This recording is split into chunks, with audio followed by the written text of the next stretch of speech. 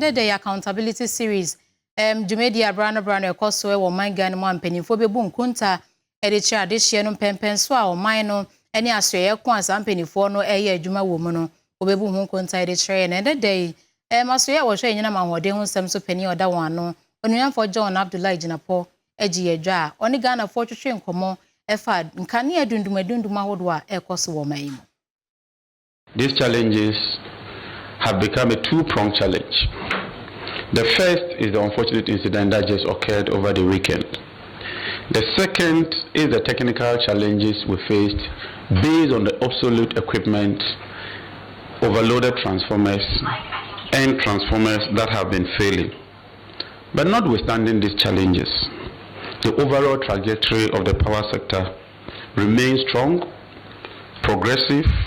We continue with the reforms, and I must say that the sector remains resilient despite the recent challenges. And as Minister for the sector, even though this is a very challenging period, I am determined to work with the team to ensure that we overcome these challenges. First, on what happened to Ghana's biggest generation plant, the Akosombo plant, an unexpected and significant incident that has greatly and significantly disrupted power evacuation across the country. Fellow citizens, this incident represents one of the most serious and unprecedented disruptions ever experienced in Ghana's power sector. And in the energy sector, Akosombo used to serve as a balance of load.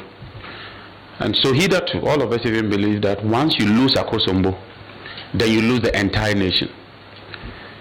As unfortunate as it is, despite the loss of Akosombo, all the other plants have been running.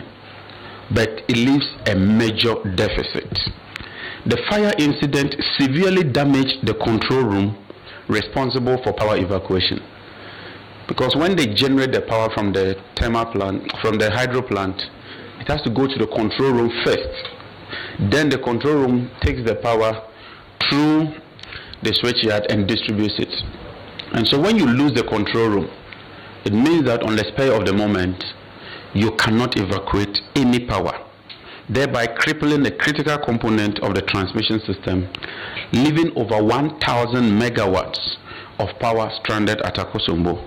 Transformers across the country are becoming obsolete and overstretched due to increasing demand and years of underinvestment. In about 10 years, our demand has doubled. In fact, when you look at the record, it has more than doubled. What it means is that we have to increasingly invest in the sector. But due to underinvestment over the years, this has resulted in overloads, low voltages, and recurring outages. Government is addressing this issue head-on by implementing a nationwide transformer upgrade and replacement program. As an immediate intervention, this month alone, we have installed almost 200 transformers, and we have the list with Roxanne. He will make that available to you.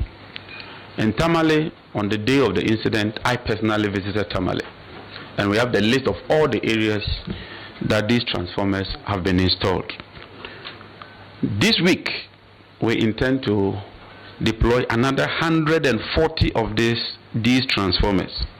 In all, we seek to deploy 2,500 transformers to improve supply reliability and improve the voltages as well. To improve these voltages, high capacity transformers are being deployed at key primary supply stations. Already, we have done Adenta, and that can be verified. We've done Lashibi, that can be verified. Yesterday, we did Teshinungwa, that can be verified. Within this week, by close of week, we will move to Kumasi to tackle the Rage primary substation.